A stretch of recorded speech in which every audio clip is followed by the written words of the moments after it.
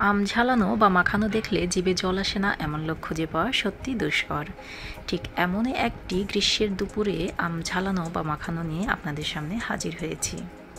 সাধারণত আম ঝালানি দুই সময় করা হয়ে থাকে, একটি আমে শক্ত আঁটি আসার পূর্বে এবং আরেকটি আমে শক্ত আঁটি আসার পর। আম ঝালানোর জন্য এখানে আমি নিয়েছি 6টি মাঝারি সাইজের আম। এখন আমগুলোকে পানিতে ধুয়ে শুকনো কাপড় দিয়ে মুছে নেব। আমি আম কাটারের সাহায্যে আমগুলোকে ঝুরি করে কেটে নেব। আপনারা চাইলে বটিতেও আম ঝুরি করে নিতে পারেন। আমি এখানে 3টি গাছের 6টি আম নিয়েছি। আর কাটার পর দেখা যাচ্ছে যে কোনো গাছের আম সাদা হয়ে আছে এবং কোনো গাছের আম একটু হলুদ বর্ণ ধারণ করেছে। আম ঝালানোর জন্য এখানে নিয়ে নিয়েছি আমি 2টি ভাজা মরিচ। এখন ভাজা মরিচের সঙ্গে সামান্য পরিমাণ লবণ দিয়ে আমি ভালোভাবে মরিচটাকে গলিয়ে নেব। আপনারা এখানে আমের পরিমাণ অনুযায়ী মরিচ কম বা বেশি করে নেবেন, তবে 3টির বেশি দিতে যাবেন না। এখন দিয়ে দিচ্ছি পরিমাণ মতো সরিষার তেল। সরিষার তেলের সঙ্গে আমি মরিচগুলোকে আবারও ভালোভাবে মেখে নেব।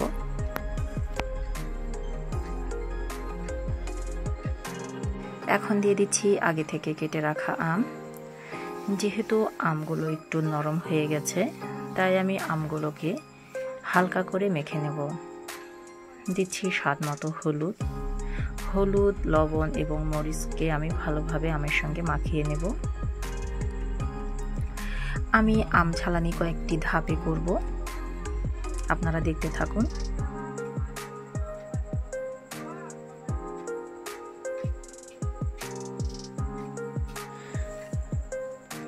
এখন দিয়ে দিচ্ছি 1 টেবিল চামচ সরষে বাটা।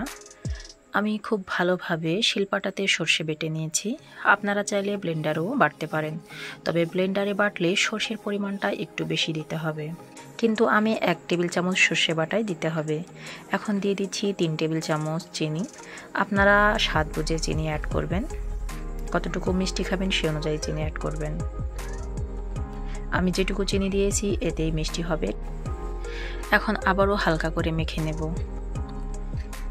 আমি এখানে প্রতিটা উপকরণ একসঙ্গে না দিয়ে একবার এক একটা দিয়েছি এবং একবার এক একটা মাখিয়ে নিয়েছি।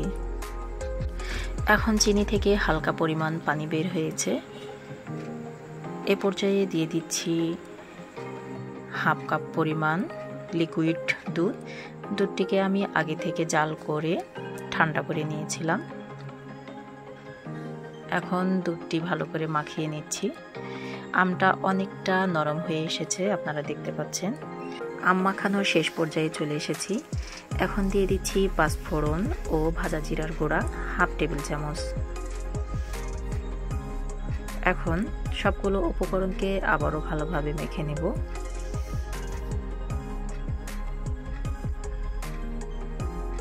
তো আমার আম ঝালানো হয়ে গেছে, দেখেই বুঝতে পারছেন কতটা লোভনীয় হয়েছে। আমি এখন পরিবেশন করে দেখাচ্ছি। আমি একটু জুম করে দেখাচ্ছি যে আসলে দেখতে কতটা সুন্দর আর লোভনীয় হয়েছে। তো আম ঝালানো কেমন হয়েছে অবশ্যই কমেন্টসে জানাবেন। ভালো লাগলে লাইক, কমেন্ট এবং শেয়ার করবেন।